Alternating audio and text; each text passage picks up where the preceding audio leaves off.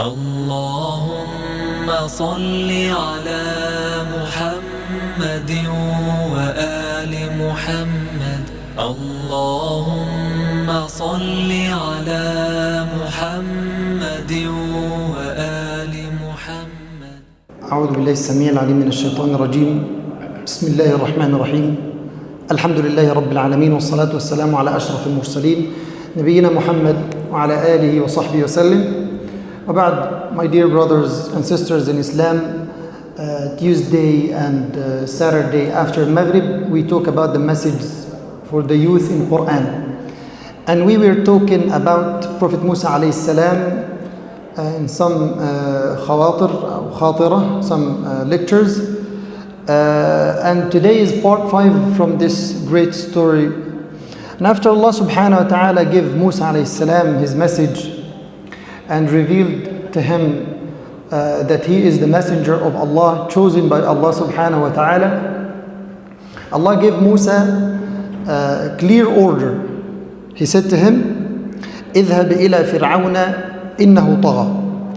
So go to Fir'aun. Who's Fir'aun? يعني considering Musa and Fir'aun. What is Fir'aun when you compare him with Musa alayhi salam? And Fir'aun is considered to be what and whom for Musa alayhi salam?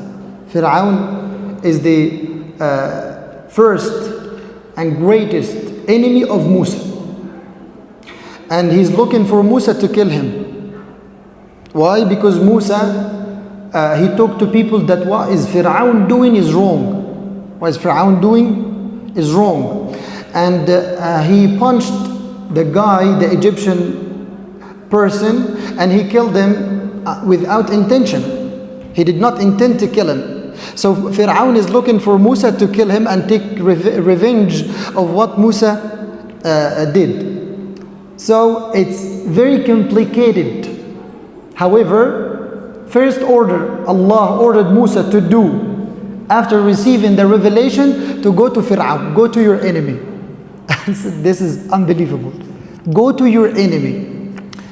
And Allah gave the reason. He said, إِنَّهُ طَغَى, he had transgressed in not worshiping Allah, in asking people to worship Him alone, in disobedience of Allah, in arrogance, and so on and so forth.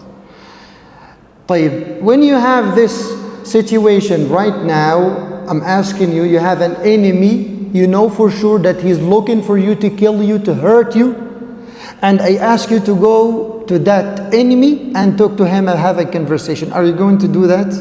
We're not sure. Yeah, that's my soul, man. Okay, I'm not going to put myself in that dangerous situation. Musa alayhi salam did not argue with Allah. Yeah, it's an order. But what did Musa say? You remember, whenever Musa had a difficult situation, what was the first thing to do and to say? Rabbi, right? Everything Musa, every situation Musa had in his life, every difficulty Musa faced in his life, he would say, Rabbi. What does it mean, Rabbi? My Lord. What does it mean, Rabbi? My Lord. He's asking Allah to skip this situation, to make it easy for him, to make everything easy for him. Okay? So first thing Musa was doing is to call for Allah subhanahu wa ta'ala, is to supplicate to Allah. I need you, Ya Allah. I need your help. And this is what Musa did alayhi salam. He didn't argue again. Some people today, you tell him about the orders of Allah. You tell him about Salat al-Jama'ah, that it's an obligation to be done in the masjid. Whenever you know the time of Salah, you have to come to masjid. He's arguing, is Salat al-Jama'ah fard or nafl? If you tell him about the beard, he's arguing, is it fard or nafl, sunnah mu'akkada, and so on and so forth. Just do what Prophet ﷺ used to do. And the difference between us and the first generation of the Sahaba Ridwanullahi alayhim, that they were not asking these questions. They did not ask, is it fard or nafl, which is sunnah. That is fard obligation, that you have to do it. You must do it. And the sunnah, If you do it, you get reward. If you don't do it, you're not a sinner. The Sahaba Ridwanullahi alayhim, they were not asking these questions. They see Prophet ﷺ doing something, they do it. He urged them to do something, they do it. And none of them came to Prophet ﷺ and asked, Prophet ﷺ, is it fard or nafl? In order to make it or not to make it. But whenever they heard Prophet ﷺ saying something, they would ask him, Ya Rasulullah, is it a must to make it every time? Is it okay to make it every year, always, just like the Hajj? When he told them about Hajj, Ya Rasulullah, shall we make it every year? So they need to do extra deeds, a lot, in multiple times. And Prophet ﷺ, he would say to them, if I say yes, it would be an obligation upon you every year. So they were trying to do the orders of Allah subhanahu wa ta'ala as possible as they can. Musa alayhi salam, first thing he said, Rabbi. After he got the order from Allah, he said, Rabbi, oh my Lord. Rabbi, what did he say? He said, Rabbi shrah li sadri. Oh Allah, expand my chest, expand my heart for this mission, because it's really, really hard mission. And from this verse, we learn something from Musa, that without the expanding of the heart for the mission that you do, you cannot do it. That if your father is forcing you to listen to a lecture and you don't want to listen to it, your heart is not gonna listen to anything, your heart is not gonna get anything. But if you sit because you want to seek knowledge, because you want to get the light, because you want to get the guidance, you get it. Why? Because you're seeking for that. You're trying to get that thing. No one is pushing you and no one is forcing you. And you sit in order to get the guidance of Allah subhanahu wa ta'ala, so you get what you want. Up to the intention. إِنَّمَا الْأَعْمَلُ بِالنِّيَّاتِ. So you get what you want up to your intention. So we need the hearts to be cheerful. If your heart is cheerful, you can go, you can continue in your way and in your mission. If your heart is not cheerful, how can you do it? And if you do it, you don't get benefit from it, because you did not test it. You did not test the action or the deed. The second thing, Musa alayhi salam, Rabbi shrah li sadri, and then he says, وَيَسِّرْ لِي أَمْرِي. We need to learn. Musa is still in the youth age, and he's telling us how to deal with the hard situations. First thing, he asked Allah to expand his chest, his heart for that action. And also you need to do that with salah. If salah is hard for you, if salah is heavy for you, ibadat, the acts of worship, the different acts of worship, if it's hard for you, so ask Allah to expand your heart for that. If you have a problem in the house, with your family, with your parents, with your wife, if you're married, you ask Allah subhanahu wa ta'ala to expand your heart for that matter. So He makes it easy for you. And He makes you satisfied with that thing, with what you do. So you're satisfied, in full pleasure when you do it. And then Allah said about Musa alayhi salam that he said, وَيَسِّرْ لِي أَمْرِي. The second dua Musa did, he said, oh Allah, make my matter easy. Bathe my road so that I find it easy. I find it easy, Ya Allah, because without your help, without your support, I cannot do it. So first thing, he asked Allah to strengthen his heart, make his heart expanded, cheerful, and then, Ya Allah, I'm gonna go through this way, I'm gonna go and talk to that man, make it easy for me. And that is why Musa went to Fir'aun and Harun alayhi salam, and they went to Fir'aun. Fir'aun just was screaming in a loud voice, arguing, who's your Lord? And he started to argue, but he never think about killing Musa. He never thought about the revenge and killing Musa or hurting Musa. He wasn't able to do that. Subhanallah. Why? Because Allah strengthened the heart of Musa and He protected him. So وَيَسِّرْ لِي أَمْرِي, make it easy. This dua, we need to make it.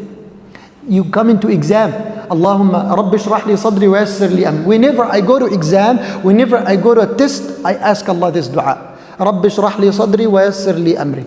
You keep saying it when you come to the test.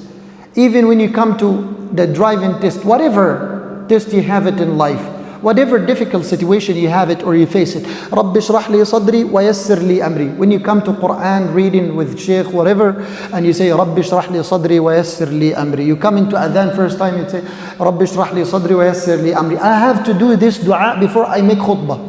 رَبِّ اشْرَحْ لِي صَدْرِي وَيَسِّرْ لِي أَمْري. I seek the help of Allah and the support of Allah to be able to connect with you, to communicate with you, to deliver the message. Before I make the lecture, I should say it.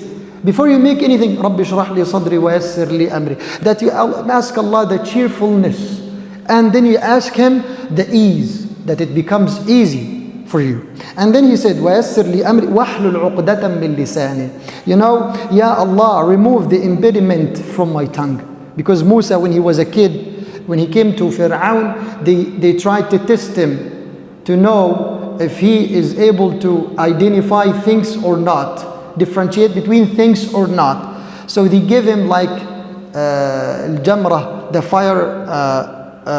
fire wood, piece of wood. So they give it to him. So he took it and he tried to eat it. And that is one of the ways of protection that Allah guided Musa to do. So they knew that this man can never be a messenger. So that affected his tongue, as they say in the narrations of the history.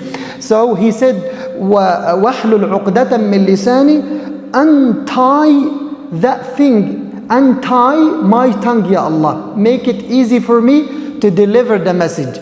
Make my tongue eloquent so I can deliver the message. So the message of Allah needs a person who can speak professionally. If he cannot speak professionally, so he cannot deliver the message. So that's why Allah subhanahu wa ta'ala said at the end of the dua, قَالَ قَدْ أُوتِيتَ سُؤْلَكَ يَا مُوسَى. I gave you, I grant you all what you asked me to do, to give to you. So Musa alayhi salam did not have problem in speech. He is asking Allah to have this problem solved in how to speak. Why? The reason why?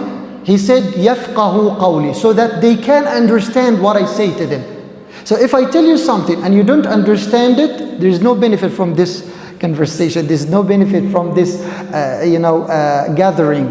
Because if we don't understand the benefit or the goal of the lesson or of the khatira of the Jum'ah is gonna be useless. So Musa alayhi salam, he's eager to deliver the message, and he's doing his best to make people in front of him understand his message, so they accept this message. And then he says, وَاجْعَلْ لِي وَزِيرًا مِّنْ أَهْلِي. وَاجْعَلْ لِي وَزِيرًا مِّنْ أَهْلِي. Oh Allah, give me a helper, grant me a helper from my family. A helper, assistant, to be with me. And they say, scholars said that Musa was the best to his brother.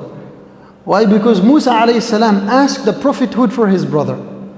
Today, you see the brother is killing his brother.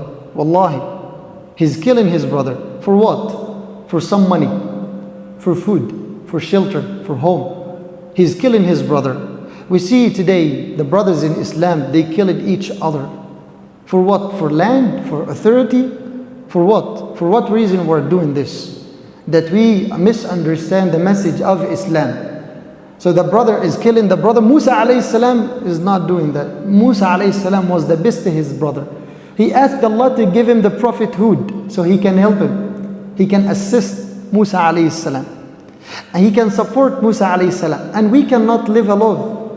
We cannot continue alone. We need our brothers. Allah said to Prophet Muhammad sallallahu alaihi wasallam, وَشَاوِرْهُمْ فِي الْأَمْرِ. Consult your companions. And who's the Prophet Muhammad sallallahu alaihi wasallam? He's the one who's receiving the revelation. Does he need consultation? He doesn't need it. But Allah is teaching us a great lesson, that you cannot live in this world alone. You need your brother's advice. So you need their help. You need the help of your brothers, the support of your brothers, the assistance of your brothers. So you cannot live alone. And who is the brother that you need him? The most close one to you. As Prophet ﷺ was taking the order from Allah, وَأَنذِرْ عَشِيرَتَكَ الْأَقْرَبِينَ, deliver the message to your near family and kinship. So tell them first, tell your family first about the deen, so that they can help you. They can help you. And we need our families. The best one to receive your advice, the best one to receive your consultation is the member of your family. Some people, they deal with people, out in the best way. And when he comes to his home, it makes it like hell. Nobody can talk to him, and nobody can consult him, and nobody can, have this dialogue with him. Why did you do that? Why do you want to do this? Why do you want to do that? They don't have this kind of speech. But in the masjid, he's great. In the house, he's not great. He's a monster. He's trying to make everyone scared. And some of the fathers, when they come to the house, the kids, they go and sleep. And some of them, they make like, I'm reading Qur'an. And he wasn't reading Qur'an. He's scared. He's praying because he's scared. He's reading Qur'an because he's scared. He's doing the good things because he's scared. But if his father is traveling, he's the worst man. Did the father succeed in raising up his kid, his daughter, his son? No, Allah, he failed. He's in a great failure. Why? Because he did not have this atmosphere, environment of conversation, consultation in the house. And we must have it first in the house. If we fail to make it in the house, we're failures out of the house. So we must make it in the house first. As Prophet Musa alayhi salam, he asked Allah to have his brother with him so that they can make decision together. And he can consult him. And he can get the help of his brother. Together. Your brother is not your enemy. Wallahi, I know some brothers, they can talk to everyone in the most gentle way. But when they talk to each other, they fight. Always they fight. They misunderstand each other. They are not able to be patient with small conversation or short conversations together. So Musa alayhi salam, he's asking Allah to have his brother as an assistant. And he says, Harun akhi, my brother Harun, I want him to be my assistant. Why? He said, Ushdud bihi azri. Strengthen my heart and my position with my brother. So he can be in my back. So he can strengthen my position, make me more strong. Ushdud bihi azri wa ashrikhu fi amri. Let him share my task, which is the prophethood and the mission of delivering the message of Allah. What is the goal? What is the goal of going to Fir'aun? What is the goal of asking Allah's ease and help and support? What is the goal of asking Allah to untie the tongue and removing the impediments from his tongue? What is the goal of asking the help of his brother, the assistance of his brother? What is the goal that Musa wants to achieve? He said, كَيْ نُسَبِّحَكَ كَثِيرًا, so that we praise you much, Ya Allah. We praise you, we glorify, we may glorify you much. وَنَذْكُرَكَ كَثِيرًا, and we remember you much. This is the goal and this is the achievement that Musa alayhi salam is seeking to achieve. Seeking to do, is trying his best, doing his best to do, making the dua, reliance on Allah subhanahu wa ta'ala. It's not personal goal. He doesn't want to go to Egypt and become the king of Egypt. He doesn't want to be wealthy man. He doesn't want to have fancy palaces and so on. No. Musa alayhi salam is doing all of this, seeking the help of Allah and to be, strong in da'wah in order to deliver the message of Allah, so that we glorify you, Ya Allah, and we remember you always, Ya Allah. إِنَّكَ كُنْتَ بِنَا بَصِيرًا. Look at the knowledge of Musa alayhi salam regarding Allah. What did he say about Allah? You, Ya Allah, have always been overseeing us. كُنْتَ بِنَا بَصِيرًا. You're always watching us. You're always looking at us. And you're always you have the knowledge. You always have the knowledge about everything. So that is why we worship you, Ya Allah, because you are the most knowledgeable. كنت بنا بصيرا. And Allah said subhanahu wa ta'ala, قال قد أوتيت سؤلك يا موسى. Allah said, all that you requested, Ya Musa, you have been granted. These things, we can extract these verses, these messages. We can extract from them the elements of da'wah and focus in these elements. The first element of da'wah, to be cheerful to the matter that you're doing, to get the cheerfulness to that matter, to that position, to that situation, to that mission. Second, one of the elements of da'wah, we need to get the help and support and ease from Allah subhanahu wa ta'ala. Third, the professional way of how to present your topic and project. You need to learn the professional way, because Musa, he said, وَحْلُلْ عُقْدَةً مِّن لِسَانِي, I need to be more fluent, more eloquent, so I can deliver the message. So you need to get the professional way of how to deliver the message of Allah subhanahu wa ta'ala and how to present it. Number 4, we need to do our best in delivering the message of Allah and reach out people's mind so that people may understand. We need to get the help, a help or an assistance for consultation, making decision, and strengthen our hearts throughout, depending on our families, on our friends, and so on. We should love the best for our families, as Musa did, alayhi salam. We need to identify exactly what our goal is and how to achieve it, which means the good plan when you plan for things and for your goals and your achievements, how to do it.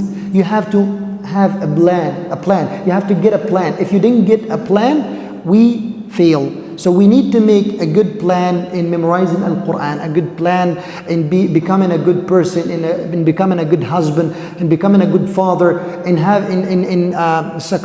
becoming successful person in the job and work. Whatever you do, you must get a plan, as Musa alayhi salam, he did, because his plan was to worship Allah in the best way, to glorify Allah and to remember Allah subhanahu wa ta'ala, because he knows the best knowledge about Allah, and that Allah is the most knowledgeable one and He knows everything about us.